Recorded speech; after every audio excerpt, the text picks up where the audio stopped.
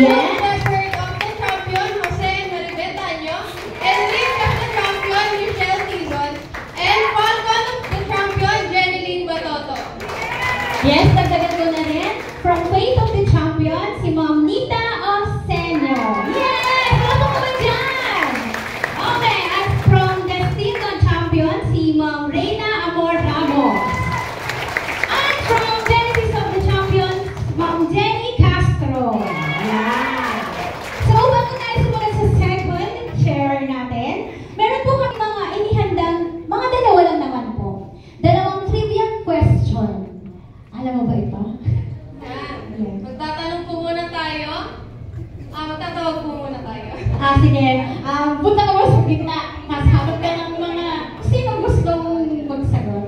Ang natitipuan ni Ma'am Sofia. Yan. Ready kayo, ha? Hi, Ma'am Judith. Ma'am Judy, tayo po tayo. Tayo po tayo.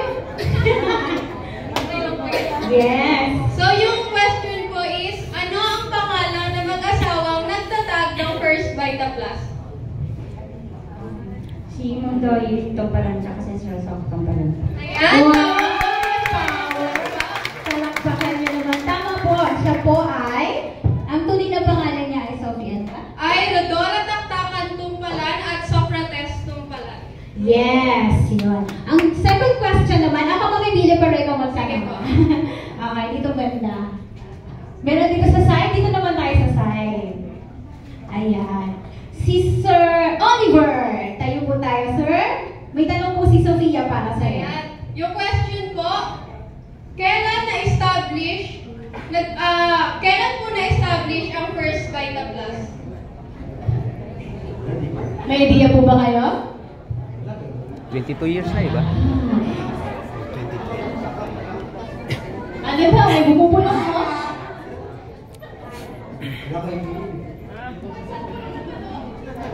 Sino ang makakasagot sa January ate. Ay, di. Ma'am Ha? Herminia. 2004. Ako nakulang. Ito mo ba si Ma'am? Si Ma'am. Sige nga po. Lapit po. Ayan. 2002 ba? Tama po. Ayan. Na-launch po yung First Vita Plus is year 2005 po. Yes. Yan. 2000- So, 2005. para po malaman yung 2002 siya na-launch, no?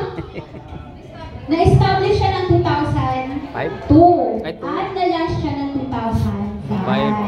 So, 2002 tandaan niyo po siya. yan para pag tinanong kayo ulit, hindi 2003, hindi 2004, at hindi 2000, okay. 2002. So, ang premyo niyo po, may premyo po ba Nag-launch tayo na sa mga 2005. sumagot?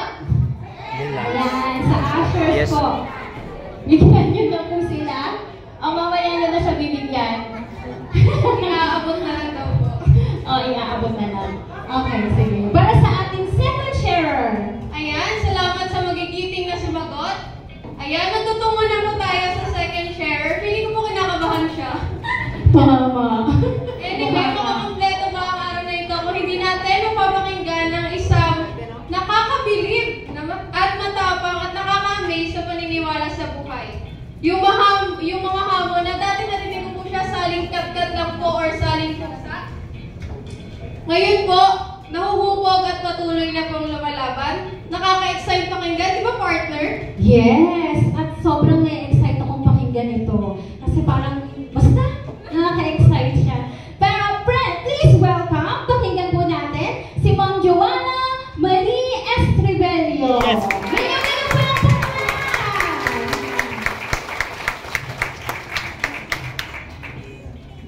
Ayan, great Vita morning po sa ating lahat. Gising pa po ba? Yes! Siyempre, dapat gising na gising, ano? Ayan. Sige nga po, power clap nga po lahat. And 1, 2, 3, go! Ayan. Siyempre po, una sa lahat ay nagpapasalamat po ako ng napakarami. No? At dahil sa pagkakataon na ito ay nabigyan po ako ng pagkakataon na maging sharer po at kinagatiwala na i-share na po yung aking napagdaanan, lalo po nung kasagsagan ng aming batch 5 na po sa Prodigy. At ito po ay mag-share po muna ako ng, yung background ko, ano? Sa aking sarili. Ayan, pakilala ko muna ako po muna si... Wait lang po, na. Ayan. Ano ba? Dito? Sige dito. Ayan, ako po si Joanna Marie Estebello. At 20 years old po. Belyo. Bakit ayaw pa? Ano? Parang ayaw sa akin na.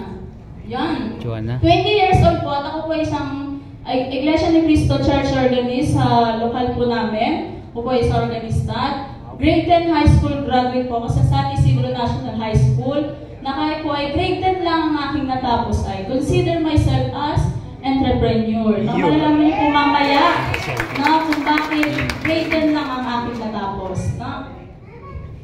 At syempre po una sa lahat ay dapat pasalamatan at bigyan ng milyon-milyong palakpak ang ating Panginoong Diyos. Syempre po, dahil sa maraming hadlang, maraming pwedeng irason bakit hindi tayo pwede makapunta. Pero nandito po tayo para magkita-kita at mag-welcome po sa mga batch 6 na po, prodigy. Siyempre din po, napapasalamat din po ako sa aming grupo, sa Hey Smile of Champion, na pinangungunahan po ng aking upline, ng aking angel, nandiyan po sila. Wala pong iba ang aking magulang, na si upline Marvie Estebello at upline Warren Estebello. Yan. At syempre din po, nagpapasalamat din po ako sa Champions in Life, na pinangungunahan din po ng ating mag-asawa, pakaganda at gwapo, di ba? Syempre naman. Upline Engineer Aris Castañedo at upline Minerva Castañedo. Maraming salamat po sa inyo. Syempre po, nagbabata pa tayo at bumabata tayo.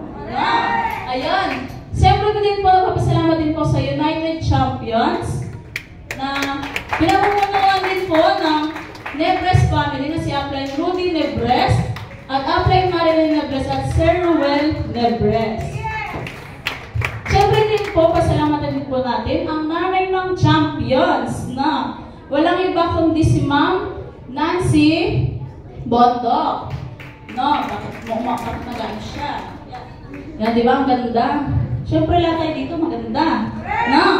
Kasi nanay yung maganda yung nanay natin eh. At siyempre din po napapasalamat din po sa Knights of the Champion. Walang iba kundi din po si Ma'am Shirley de Guzman Vergara.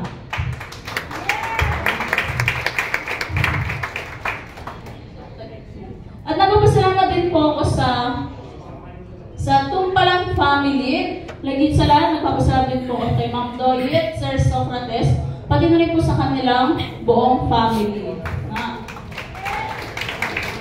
Yan, mag-share din po ako ng ito yung testimony na po, yung mga napagdaanan ko sa aking buhay. At syempre din po, plus discouragement. Bakit nga ba discouragement? Simula nung nag-Vita Plus tayo, di ba? Dami nating mga narinig na puro Vita naman tayo dyan. Siyempre din po ang aking naranasan na, siyempre din po yung naranasan ko na yung uminom ng gamot, di ba po? Siyempre po, ano pipiliin mo? Uminom ng gamot o yung Vita Plus? Siyempre ito ka na sa Vita Plus, di ba? Ito po yung aking naging testimony po noong 2019. Gunti din namin po ninyo, ito sa may pinakaunang picture, ang nakalagay po dyan ay pulmonary tuberculosis na findings po sa akin na nagkaroon po ng TB. Noong 2019, yung after po ng aking moving up, noong grade 10, yung mag-enroll na po sana ng pang grade 11, nahinto po dahil, yan po, yung mismong doktor na po nagsabi na huwag na daw po ituloy yung pag-aaral kasi po, baka din daw kayanin. Nagpa-blood test na rin po ako dahil yun nga po na naging anemic din po ako. Yan po, ang daming gamot na. Yan, suki ako ng gamot. Tapos, ayan po yung, syempre po pag nag-findings din po na positive po ako sa TB, pasok po ako sa 6 months gamutan. Pero sa awa po ng Diyos ay natapos ko pang 6 months gamutan noong pandemic na po 2020. Siyempre po kaya kung nakikita niyo po nung unang picture po, tsaka yung pangalawang picture ay magkaiba po ng hospital. Dahil po yung unang hospital po ay naresetahan po ako ng gamot na antibiotic na po sa halagang 1,000 mahigit yung binili po namin gamot, pero ang nainom ko lang po doon ay 2 to 3 na po 3 gamot lang. Kasi po kinabukasan ay puro suka po ako nung nawala naman po akong kinain, na po wala pa pong ininom na tubig. Kaya po, nag-desisyon po ako kay nakikusap po talaga kay mama na mawag na po, ayoko na talaga ng gamot. Dahil po, doon po nagsimula yung trauma ko sa gamot. Na po. Pero, no-choice po ako dahil na kailangan ko mag 6 months gamutan. Imbis na tubig ang iniinom ko po, ay sinasabay ko po ang Vitaplus. Kada inom po ng gamot ay yun po ang ginagawa kong tubig. Tapos, yung nakikita niyo po doon sa yung picture po na nakalagay po doon ay na-findings po sa bacteria sa dugo, yun po yung 2009, kaya po nakilala po namin ang first Vitaplus na po. At may isang testimony po yung kay mama, bahala na siya doon. Tapos yung sa yun po, yung lungs problem, nagkaroon po ang lungs problem, yun po ay 2019. Kumbaga sa edad ko 16 years old ay bagsak po talaga yung aking immune system. Ano nangyari? Yan. So yun po yung sa may dextroscoliosis, hindi po namin nasa na ma-findings po ako dyan dahil year 2021 po, di ba po kasagsagan pa rin po ng pandemic, pinatupad po yung maigpit na yung no vaccine, no entry. Hindi, syempre po sa aming church din po ay maigpit po talaga, pinatupad po yun. Kaya no choice po kami, magpapakuna po ako. Ang bakuna ko po ay Moderna. So di ba, after 1 week, doon po nagsimula ang lahat. Yung matinding, after 1 week ng aking, normal lahat. After 1 week ng aking vaccine, after kong maturuan ng vaccine na yun, after 1 week, wala pong ginagawa, nakahiga lang, nanonood ako, syempre, bagets, kay drama, yan. Yun ay, nagulat na biglang parang may lumabas, hindi ko wala.